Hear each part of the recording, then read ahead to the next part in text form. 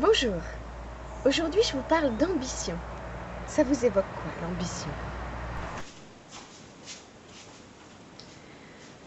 Moi, j'ai de l'ambition. Je me suis mariée avec Jacques Hubert. Et moi, je suis consultante et très parisienne. Moi, c'est simple.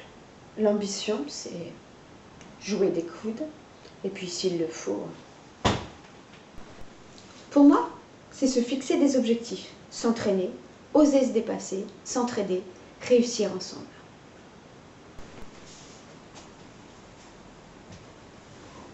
Je prends des notes, Monsieur le Président.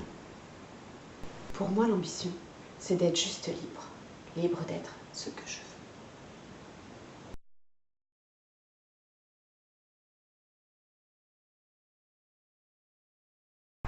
Et voilà, c'est ce qu'on appelle le cadre de référence ou la carte du monde.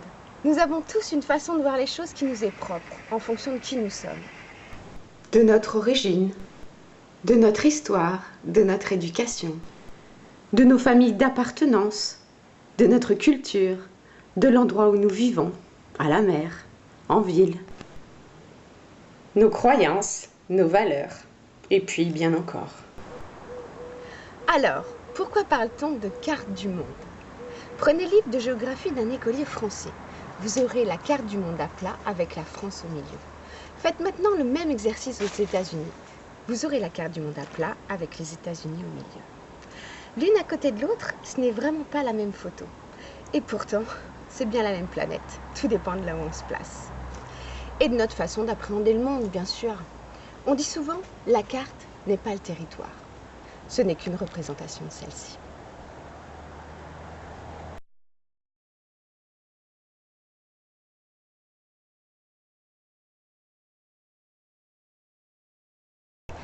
C'est ce qui fait aussi que c'est si difficile de se comprendre moment par moment, de s'entendre 24 heures sur 24 au sein d'une cellule familiale, d'un couple, entre amis, sur un lieu de travail.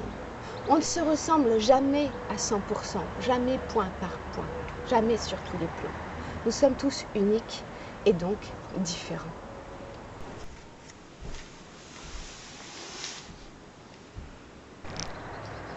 Dans cette perspective, qu'est-ce que le jugement?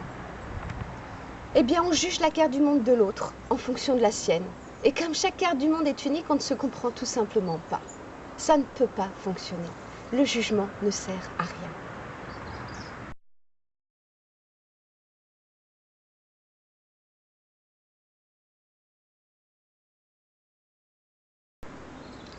Tout l'objectif est de rester dans un principe de réalité.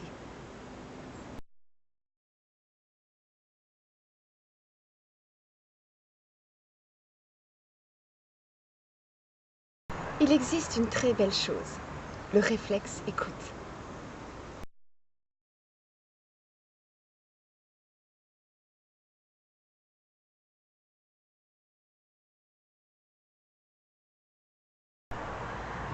Et voilà pour le premier principe de communication. Vous comprenez pourquoi maintenant la découverte de l'autre est une aventure passionnante, déroutante. Alors, allez-y, expérimentez.